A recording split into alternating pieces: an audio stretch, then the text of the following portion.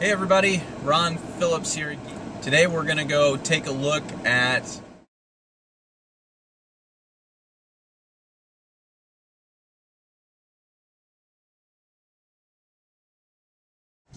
So John and I are going to go out. We're going to take a look at some properties for tomorrow's auction. We'll see exactly what we get from the auction. In addition to that, we're going to go look at a property that we just bought. We bought some in bulk. We bought 7 houses from an asset manager at a bank. Unbelievable. They're all brand new, never lived in houses. Terrific properties. They're all identical, but you'll be able to get an idea of what we have the ability to do out here in addition to what we do at the auction. We have relationships with bankers and with asset managers at banks, so that we have the ability to buy in bulk at terrific prices. The houses that I'm going to show you that we just bought, we bought all in the mid-50s. Can't remember exactly what it was. I think it was 55, 57, something like that, that we paid for each one of these 7 houses that are brand new, never lived in. So anyway, we're going to go do that. We'll show them to you in just a second. All right, so here's one of the 7. They all look identical. They're all built by the same builder. Came from the same asset manager. Terrific properties though. As you can see, what's brand new, never lived in. So let's go inside and take a look. Okay, so the first thing we do when we buy, we change out the locks, and we install a key box on there, and we put out a sign for our property management company immediately. So you can see that down there. Put out the sign, make sure that it's advertised, so the day that we buy it, we start to get calls. Obviously, only if it's ready to be lived in, which these are, because they're all brand new, never lived in houses. All the appliances are in. Dishwasher, range, microwave. There's the kitchen, living room area. There's the entrance to the garage. Also, washer and dryer. So here's the rest of the house. It's a split plan. Got a nice little computered nook on the way to the 2 bedrooms over here. And then shared bath, linen closet. And then this is the master bedroom, master bath, his and her closets. I mean, really nice place. And as you can see, guys, this is unbelievable value. We paid somewhere around $57 for this house. Bought 7 of them all together. This is the stuff that you guys should be doing. Okay, so we're getting ready to show you how we get ready for the auction. This house right here is coming up for auction tomorrow.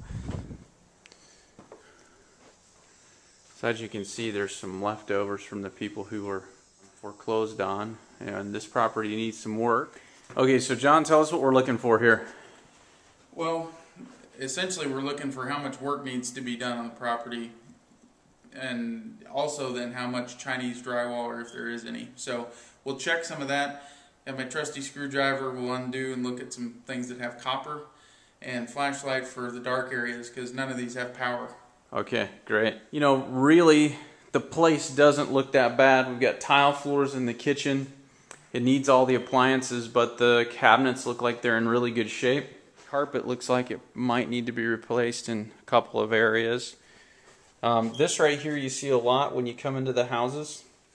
This means that someone else other than us has been here looking for Chinese drywall. They've already done the hard work and taken that off. If there's Chinese drywall, what you'll see right here on this copper wire is it'll just be black. The Chinese drywall corrodes the copper, and since the ground wire is hanging out, it's easy to pull that out and make sure that there isn't any. And you'll see that in several places throughout the house. So 3-bedroom with a den plus with a bonus room.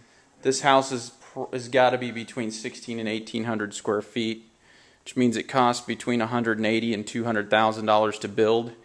And this thing will probably be at the auction for sale tomorrow for somewhere between $50,000 and $60,000, which is unbelievable. So that's what we're looking for. Now we're going to go outside and we're going to inspect the outside. Okay, so now we're on the outside and we're just going to see what the situation is with the air conditioner. Looks like we're going to be about $4,000 on the inside at the most. And I've got a nice screened-in lanai back here, which is great. And you see the houses around here are really nice as well. Looks like all the water equipment, John, is all the water equipment there? Yeah. Got the pump? Essentially, all of these houses are on a well in this town and in most towns in the town I live in as well. So this is your incoming water, which the wellhead is actually out there in the weeds. But see a little white pipe sticking up out there. It comes up underground, and most of the water here has a sulfur or rotten egg kind of a smell to it. So it pumps from the well out there into this tank, which has some sprayers inside. So when it sprays, it mists the water in there to fill up this tank, and that misting of the water gets rid of that sulfur smell, which is what these vents are for. And it's all diffused. So once that happens, there's another pump, which this one has inside of the tank, and I can tell it's still there because the wires are still connected. Sometimes they'll steal the pumps out of there, but it'll pump from there. And these are two pressure tanks to create the water pressure in the house. But it goes from this tank through the water softener and into the house for the water supply for the house. Right, and so a whole water equipment system is what? $3,000. Oh, $3,000. Wow. If everything's gone, like if you had to replace the whole nine. Gotcha. So the 1,500 is probably just for the for the softener, which is a lot of times gone, and a lot of the times the air conditioning is gone too. This one looks good. They'll cut the guts out of these, the copper, and you'll find them and they're just completely dismantled or just gone altogether. But this one has air conditioning. So we're looking at about under $5,000 for the whole place. Okay, so John, we're at the next house. Now this property's vacant. This is the second one we looked at, and many of them are vacant. If they're not vacant, what do you do? If they're not vacant, I can't go in. I can't determine if there's Chinese drywall typically. If they're not vacant and there's people actually home, then I'll go knock on the door and see if I can check out their drywall. A lot of times, actually, people are okay with that, particularly if they're tenants, because they don't want to get kicked out, and they know that they've got enough friends that have had the foreclosure process happen that they know if we buy it, then we'll probably work out some deal for them to be able to stay. So, okay, let's go look at this house. Okay, so we've just come to this house back, and we have found a pool. Although this pool is ugly. It looks kind of like the Titanic. It's growing some really nice stuff in it. Really ugly pool. However, that's not a bad thing. They clean up fine. We couldn't get in the front door, so we've come back here to check the back door, which is obviously open because there's no lock there.